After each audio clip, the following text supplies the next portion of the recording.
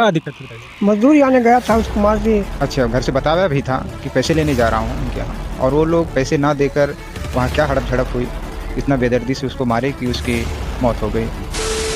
जात जो बहुत से लोग प्रश्न करते हैं, छोटी कास्ट का मैं बड़े कास्ट हूँ, लेकिन अगर देखा जाए वर्ण व्यवस्था के अनुसार 4 ही वर्ण व्यवस्था है: क्षत्रिय, वैश्य, शूद्र, ब्राह्मण। अगर आदमी ओबीसी के लोग ब्राह्मण में नहीं है, क्षत्रिय में नहीं है, वैश्य में नहीं है, तो शूद्र में ही है ना। तो जितने भी कास्ट क्षत्रिय ब्राह्मण वैश्य को छोड़कर जितने भी कैटेगरी के लोग हैं, सभी एक तरीके से देखा जाता है शूद्र में आते हैं। लेकिन ऐसा लोग मानने को क्यों नहीं तैयार है कि एक ही जात को टारगेट करते हैं, चमार को। नमस्कार, मैं रविंद्र कुमार। आज हम मौजूद हैं बरामदपुर ग्राम सभा है, जहाँ का तहसील कादीपुर है। यहाँ पर बताया जा रहा है कि एक कहावत है कि जाति है कि जाति नहीं।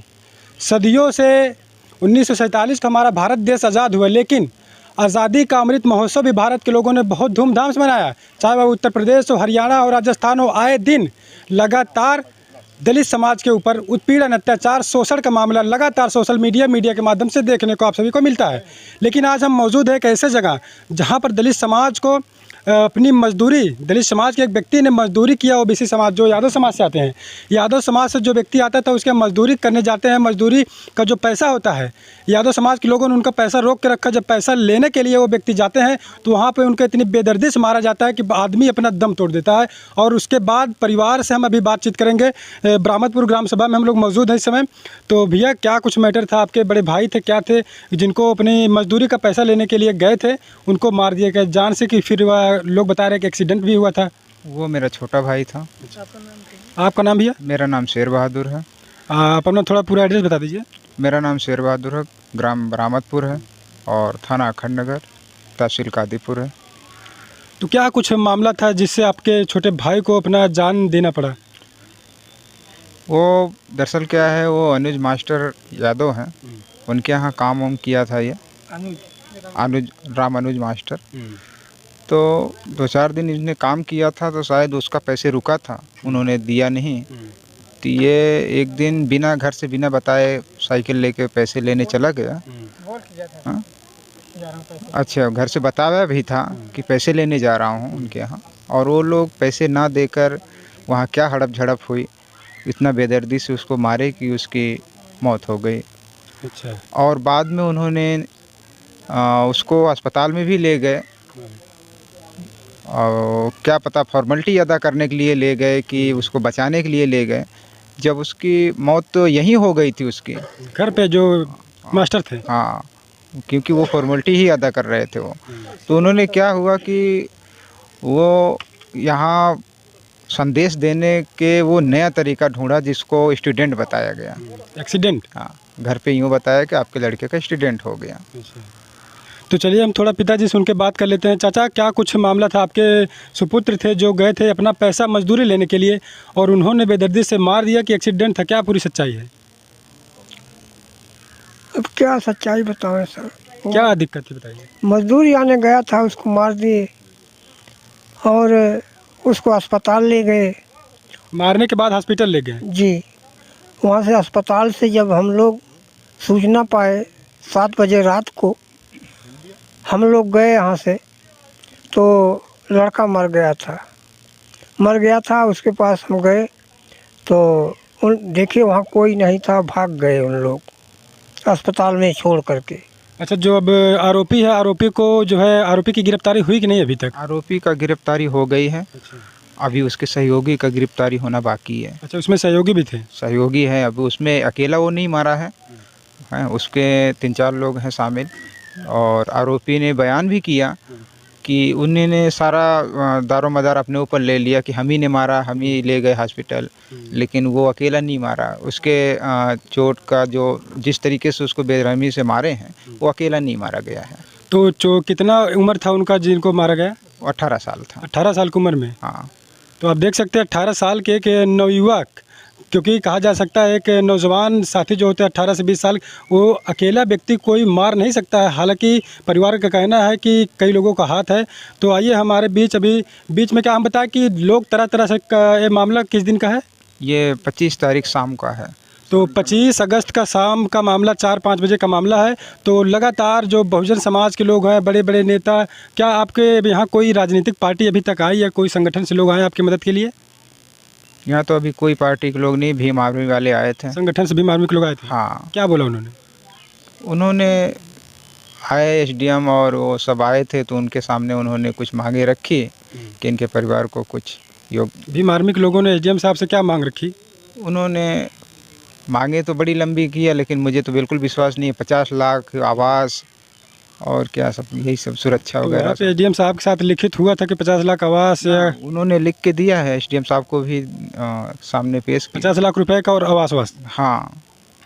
तो अभी कोई पार्टी, राजनीतिक पार्टी आपके पास नहीं आई, एक सिर्फ संगठन है भीम आर्मी? हाँ, वो संगठन भीम आर्मी वाले आए, तो आपको आश्वासन कोई नहीं आया। तो देख सकते हैं जब इलेक्शन होता है तो लगातार जो बड़ी बड़ी पार्टियां वोट लेने के लिए लगातार परिवार के बीच आती हैं और कहती हैं हमें वोट दो, हम आपको जो आपका प्रोटेक्शन होगा हम आपको प्रोटेक्ट करेंगे। लेकिन परिवार के लोगों को मार दिया गया मजदूरी मांगने की वजह से। सोचिए 18 साल के युवा को मार दिया गया जान से, और उसके बाद कोई पार्टी के लोग अभी दिखाई नहीं दे। चाहे जो भी पार्टी के लोग हों, पार्टी के लोगों को आना चाहिए, जो पीड़ित परिवार को न्याय दिलाना चाहिए। और हमारे बीच में भी किसी संगठन से आए हैं, गरीब समाज पार्टी शोषित ये संगठन है जिसके राष्ट्रीय अध्यक्ष अशोक कुमार राजन जी हैं। सर से हम कुछ बातचीत करेंगे। सर, आप इस घटना को आपने जब सुना तो आप यहाँ पर आए हैं पीड़ित परिवार के लिए, क्या लगता है उनको अब न्याय मिल सकता है? अभी कोई पार्टी, राजनीतिक पार्टी नहीं आई, आप संगठन से हैं? नहीं, सबसे पहले आपको हम बहुत बहुत धन्यवाद देना चाहेंगे। तो आप जो इस पीड़ित परिवार में आए और सच्ची रिपोर्टिंग, हम आशा करते हैं सच्ची रिपोर्टिंग करके आप सरकार तक और न्यायपालिका तक या जन जन में हर नागरिक के पास ये अपना संदेश देना चाहेंगे। जो घटित यहाँ अकृत तरीके से जो घटना हुई है, इसकी हम कड़ी निंदा करते हैं। हमने जहाँ तक ये जानकारी लिया, हम गरीब समाज पार्टी शोषित के राष्ट्रीय अध्यक्ष हैं। अच्छा, आप पार्टी से हैं? जी, राजनीतिक पार्टी है, 2009 की है। तो हम आए दिन राष्ट्रीय लीडर होने के नाते दिल्ली और उत्तर प्रदेश के सभी जनपदों में हमारा दौरा अक्सर रहता है। और हमारा मूल प्रॉपर हम अम्बेडकर नगर से हैं, जलालपुर विधानसभा से मिलान करते हैं। तो हमने इस खबर को लखनऊ में सुना, तो लखनऊ से हम परसों की डेट में आए हैं अम्बेडकर नगर से आवास पे अपने आए। यहाँ हम जानकारी लिए कि ऐसी घटना हुई है। तो एक राष्ट्रीय लीडर होने के नाते अगर पास में ऐसी कोई घटना है तो पार्टी का मतलब है, जैसे आपने अभी कहा कि जितनी भी राजनीतिक पार्टियां हैं, जब वोट का माहौल आता है तभी किसी का दुख दर्द लेने आते हैं, वो भी अपने स्वार्थ से। पब्लिक और इस देश के हर नागरिक के स्वार्थ से नहीं आते हैं, अपने स्वार्थ से आते हैं। तो मैं कहना चाहूँगा, जो भी लोग इस भारत देश में लोकतंत्र चल रहा है, लोकतंत्र जनता के अधीन चुना जाता है और ये कार्यपालिका के हिसाब से होते हुए न्यायपालिका तक जाता है। तो मैं कहना चाहूँगा कि जब देश में तमाम आर्टिकल बने हुए हैं, तमाम लोगों की जगह बनी हुई है और इसके लिए सबसे बड़ा ग्रंथ एक संविधान बना हुआ है।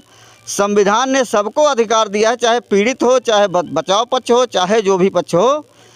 मगर अगर ऐसा जो भी कोई कार्य कृत या अनकृत कोई करता है, गलत सही करता है, तो उसके लिए प्रावधान है, उसके लिए दंड है। अच्छा सर, संविधान भारत देश में कॉन्स्टिट्यूशन ऑफ इंडिया जो कहा जाता है पूरे वर्ल्ड का सबसे अच्छा संविधान लिखित है, सबसे बड़ा संविधान। लेकिन जब संविधान में बाबा साहब अम्बेडकर ने इक्वलिटी का, सबको समानता का अधिकार दिया, लेकिन आए दिन चाहे वह राजस्थान, अभी आपको मैं बता दूं, राजस्थान में दलित समाज को ही टारगेट क्यों किया जाता है? देखिए, राजस्थान में कभी मूछ रखने पर दलित को मार दिया जाता है, कभी शादी विवाह में घोड़ी चढ़ने पर दलित को मार दिया जाता है, तो कभी जालौर जैसे ज़िले में सुराड़ा नामक गाँव में इंद्र मेघवाल छोटा सा बच्चा क्लासरूम में पानी पी लेता है तो उसको पानी पीने की वजह से मार दिया जाता है, जान चली जाती है। तो आज यहाँ पर जो बरामदपुर ग्राम सभा है, यहाँ पर व्यक्ति मजदूरी मांगने गया था, ना कि उधार पैसा मांगने गया था, अपनी मजदूरी, अपनी मेहनत की कमाई मांगने गया था।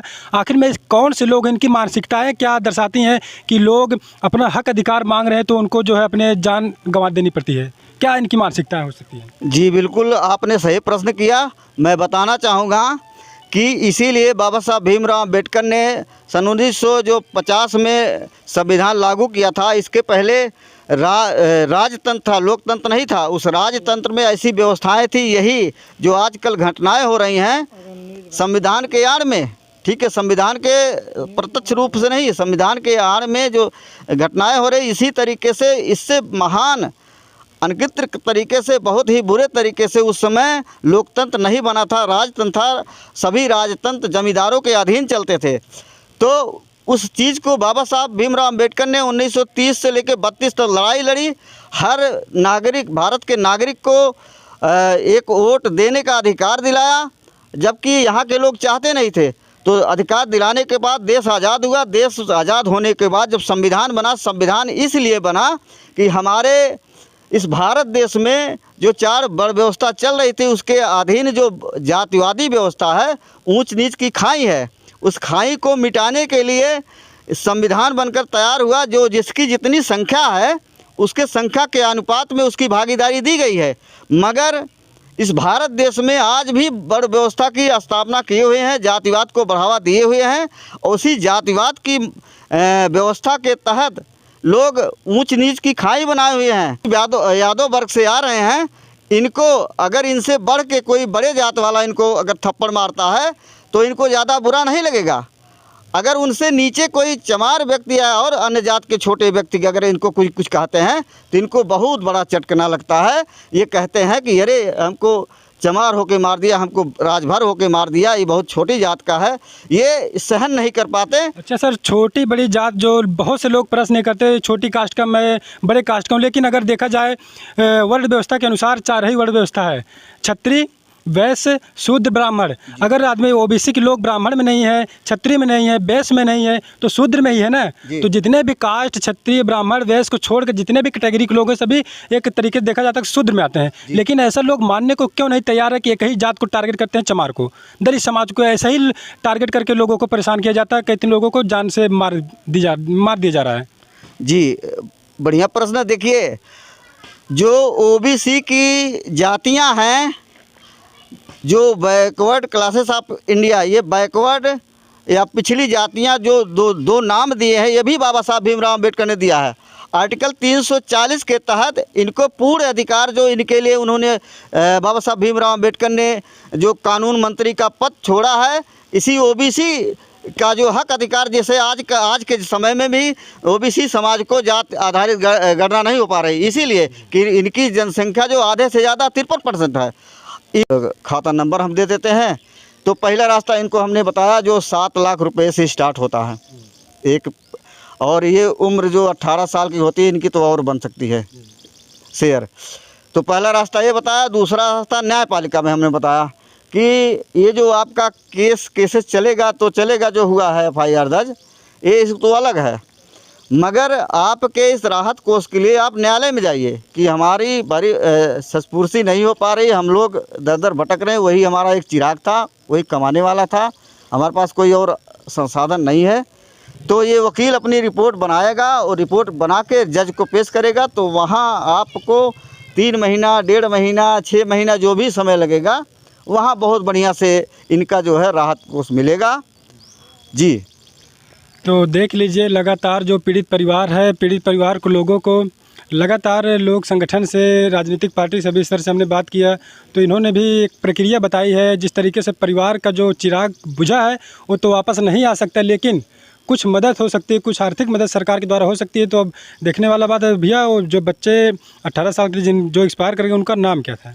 विनय कुमार। विनय कुमार। और जो व्यक्ति टीचर था जो बता रहे हैं आप यादव समाज, उसका उनका नाम क्या है? राम अनुज यादव। राम अनुज यादव। तो देख सकते हैं अब उनकी एज कितनी होगी?